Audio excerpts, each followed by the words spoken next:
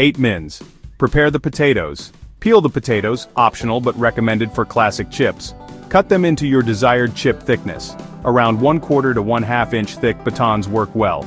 Aim for even sizes for even cooking. Rinse and soak, crucial. Place the cut potatoes in a large bowl of cold water. Rinse them thoroughly under cold running water until the water runs clear. This removes excess starch, which helps with crispiness. For even better results, soak them in cold water for at least 30 minutes, or even a few hours, changing the water once or twice. Some recipes suggest adding a tablespoon of vinegar to the soaking water to help the pectin in the potatoes, leading to tiny bubbly surfaces that stay crisp. Dry thoroughly. This is extremely important. Pat the potatoes completely dry with a clean kitchen towel. Any excess water will cause the oil to splatter and prevent crisping. First fry, blanching low temperature. Heat your oil to around 130 degrees C, 265 degrees F, in a large, heavy-bottomed pot or deep fryer. Don't overcrowd the pot, cook in batches if necessary. Carefully add the dried potato chips to the hot oil. Fry for 6-8 minutes, or until the chips are soft, slightly cooked through, and just beginning to turn a very pale blonde. They should not be brown or crispy at this stage. Remove the chips from the oil with a slotted spoon and place them on a wire rack or a tray lined with paper towels to drain. Let them cool completely, at least 15-30 minutes, or even chill in the fridge.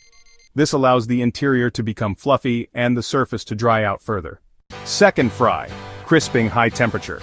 Increase the oil temperature to 180 C 190 C, 350 F 375 F.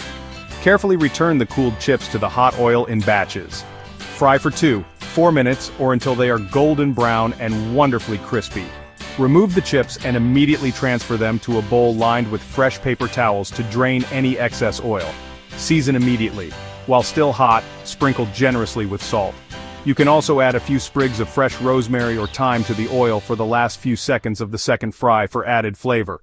Part 2. Perfect steak. Achieving a perfect steak involves proper preparation, a very hot pan, and resting the meat. What you'll need? Steak. Choose a good quality cut like ribeye, sirloin, fillet, tenderloin, or rump. Aim for a thickness of at least 1 to 1.5 inches, 2.5-4 cm, for best results.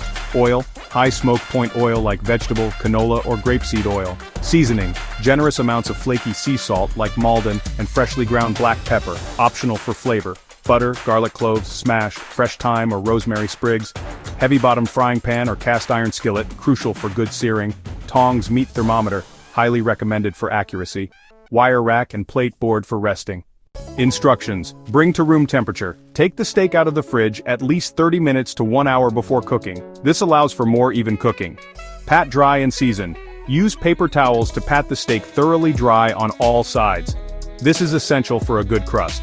Season generously on all sides with salt and freshly ground black pepper.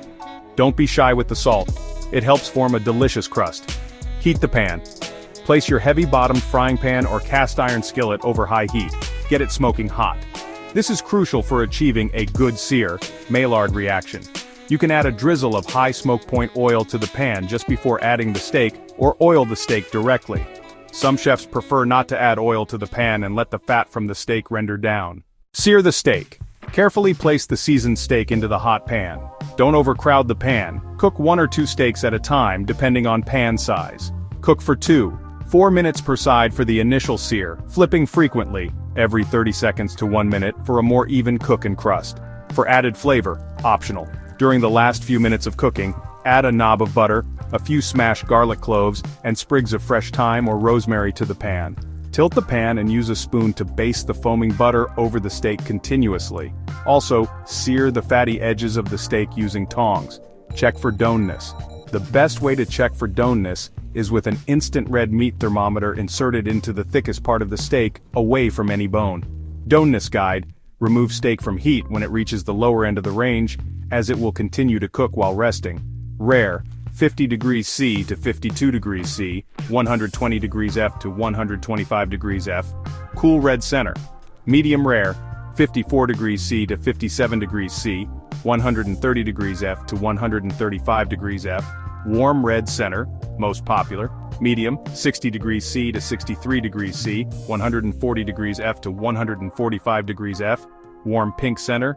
Medium: Well, 65 degrees C to 68 degrees C, 150 degrees F to 155 degrees F, slightly pink center. Well done, 71 degrees C, 160 degrees F, and up, no pink. Rest the steak. This is a critical step. Once cooked to your liking, remove the steak from the pan and place it on a wire rack set over a plate or cutting board. Loosely tent with foil. Rest for at least 5-10 minutes or longer for thicker steaks. This allows the juices to redistribute throughout the meat, resulting in a more tender and juicy steak. Serving suggestion. Slice the steak against the grain, optional but recommended for tenderness.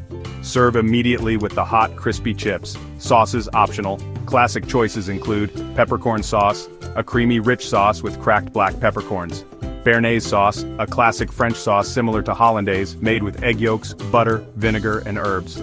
Chimichurri, a vibrant, fresh, herb-based sauce from South America. Simple pan juices with a touch of butter and perhaps a splash of red wine or stock. A simple side salad or grilled vegetables can round out the meal. Enjoy your perfectly cooked steak and chips. If you like, subscribe.